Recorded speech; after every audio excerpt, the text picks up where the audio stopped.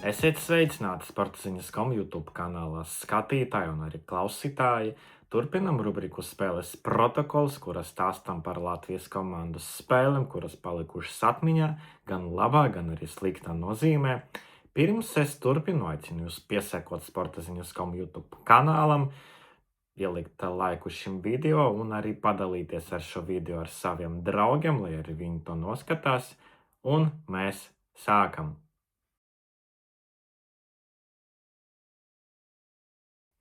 Pēc neatkarības atgūšanas Latvijas basketbola izlase pirmo reizi Eiropas čempionātā piedalījās 1993. gadā, tajā ieņemot 10. vietu.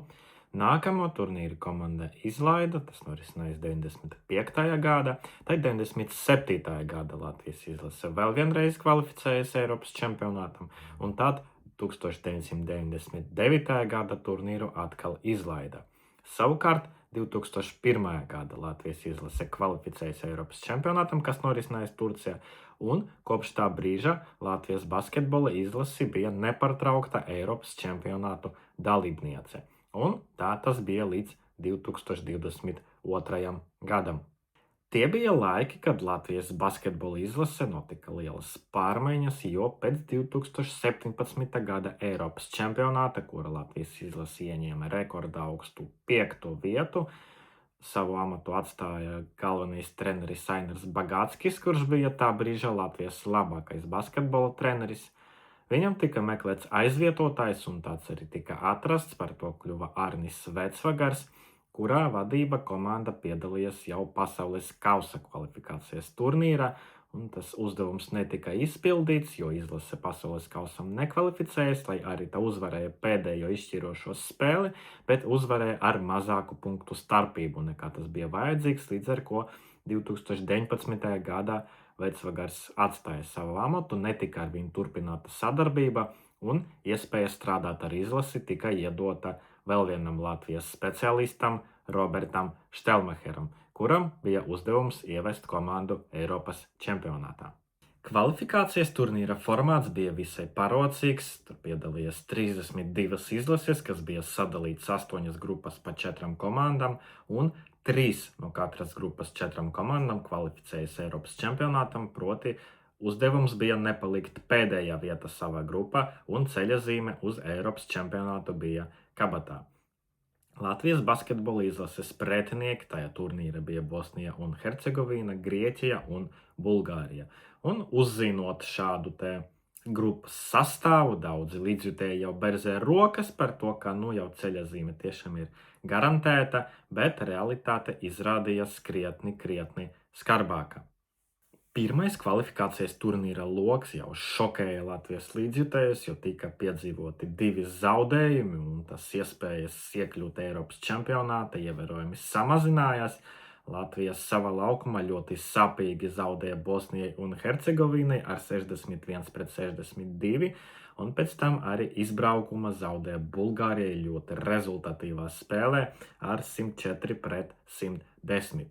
Un tikai otrajā logā izdevās izcīnīt pirmo uzvaru, tika pieveikta Grieķija ar 77-66, turklāt tas tika paveikts uzbrukumā, un šķita, ka jau būs, bet nākamajā spēlē vēl viens zaudējums pret Bosniju un Hercegovinu ar 73-79. Un sanāca, ka pirms pēdējā logā Latvijai bija tikai viena uzvara 4 mačos, un tas nozīmē, ka pēdējā kvalifikācijas loga noteikti ir jāizcīna uzvara, lai kaut kas notiktu. Latvijai priekšā palika 2 spēles savā laukumā pret Bulgāriju un pret Grieķiju. 2021. gada februārī Latvijā un ne tikai jau plosījās Covid-19 pandēmija, līdz ar to mači norisinājās pie tukšām tribīnēm, un 20. februārī Latvijai bija jādodas pret Bulgāriju. Un tā spēle norisinājās ļoti labi Latvijai, ļoti labvēlīgi. Latvija kontrolēja tā mača gaitu, un kulminācija tika sasniegta 3. ceturdaļā, kad Latvijai bija 13 punktu pārsvars. Un šķita atkal, ka uzvara jau ir kabatā, kā arī ceļazīme uz Eiropas čempionātu jau arī ir kabatā, bet tad notika kaut kas ļoti neparedzētais. Pirms 4. ceturdaļas Latvija bija vadībā ar 59-51, diezgan komfortabls 8 punktu pārsvars, kas šķita ir ļoti labs, lai to noturētu, lai to attīstītu un svinētu uzvaru. Bet tajā noslēdzošajā ceturdaļā Bulgārija ieslēdza kaut kādus citus apgriezienus, ļoti enerģiski spēlēja pretinieki, ļoti jaudīgi. Un tā ceturdaļa tika uzvarēta ar 15-6. Līdz ar to Bulgārija ne tikai atspēlējas, bet arī izcīnīja uzvaru. Ja, kaut kādā brīdī tā cīņa bija tiešām saspringta un spēle tiešām gāja punkts punktā, bet atkal tie izšķirošie, tie svarīgākie punkti tika Bulgārijai, līdz ar ko Latvija piedzīvoja, varētu teikt, kā vienu no lielākajām vilšanām tieši Latvijas basketbola, jo otrais zaudējums pret Bulgāriju, turklāt savā laukumā, nozīmēja to, ka uz Eiropas čempionātu Latvijā nedosies. Īpašas uzmanības cienīga ir mača galotne, kad 2,5 minūtes pirms pantlaika beigām Aigars Šķēle izvirzīja Latviju vadībā ar 65-63. Minūti vēlāk Bulgārijā atguva vadību, rezultātam kļūstot 66-65, un atlikušas pusotras minūtes laikā Latvija tā arī nespēja uzlauzt Bulgārijas aizsardzību, ļoti cieši pretinieki nospēlēja, un tad rezultāts arī nemainījās, un Latvija bija jāsamierinās ar to, ka Eiropas čempionāts būs jāskatās mājās pa televizoru. Kā jau viegli saprast, pēc tādas spēles preses konference bija diezgan saspringta, diezgan emocionāla, un Roberts Štelmachers, izlases galvenais treneris, uzreiz pateica, ka viņš uzņēmas pilnu atbildību par šo rezultātu. Other thing I want to say sorry to all fans, who believe in us, and I want to take all responsibility of this loss to me. Tajā pašā laikā Dairis Bērtāns, kurš arī piedalījās preses konferencē, uzsvēra, ka atbildība jāuzņemas ne tikai trenerim, bet arī spēlētājiem. To var piebilst kaut ko? Jā. Kad treneris saka, ka viņš uzņemās visu vainu, bet katram spēlētājam, visiem, kas gāja laukumā, katrs no mums varēja nospēlēt labāk, mēs to neizdarījām. Tā kā ne tikai treneris ir vainīgs, mēs visi kopā šitā esam vainīgi. Kopumā, kā jau minēju, tā preskonference sanāca diezgan saspringta. Piemēram, pavērojiet, cik ilgi Roberts Štelmachers domā pirms atbildēt uz jautājumu par to, kāpēc Jānis Timma tika izmantots tik maz. Vai varētu lūdzu plašāk paskaidrot lēmumu pēdējās minūtēs neizmantot Jānu Timmu?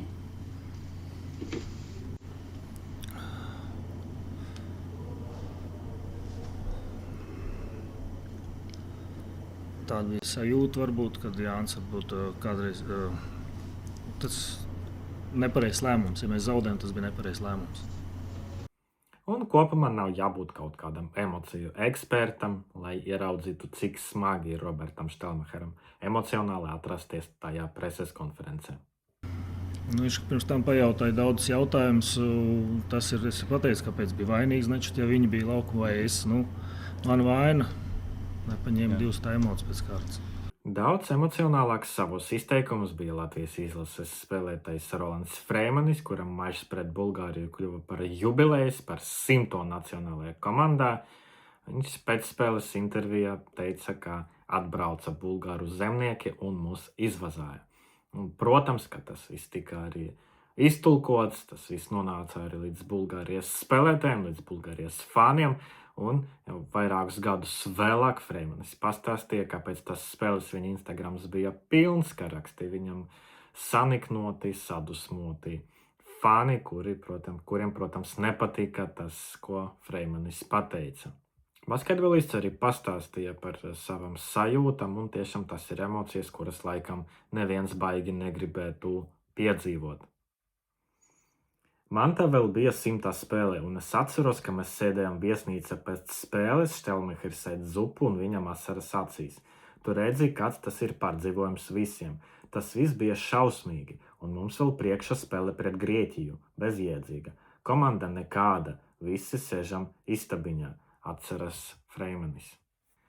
Un bija skaidrs, ka pēc šādas snieguma, pēc netikšanas Eiropas čempionātā Štelmachers neturpinās darbu Latvijas izlasē, un tā arī notika. Viņš vēl novadīja komandu spēlē pret Grieķiju, kurā arī tika piedzīvots zaudējums, un viņam tā kļuva par pēdējo spēli pie Latvijas izlases stūres, un Latvijas basketbola savienība lēma, ka eksperimenti ar vietējiem treneriem varbūt ir jāpabeidz, izlases trenēšana jāuztic kādam pieredzējušākam ārzemniekam, un par šādu ārzemnieku kļuva Luka Banki, kura vadība Latvijas izlase kvalificējas pasaules kausam un tajā ieņēma 5. vietu, kas ir ļoti, ļoti solīds rezultāts. Tā bija rubrika spēles protokols, kura mēs atceramies mačus, kas palika atmiņā, gan labā, gan slikta nozīme. Paldies, ka šo video noskatījāties līdz galam. Noteikti uzrakstiet komentāru, kas jums patika, kas jums nepatika, ielieciet laiku, nosūtiet šo video saviem draugiem, lai viņi arī noskatās.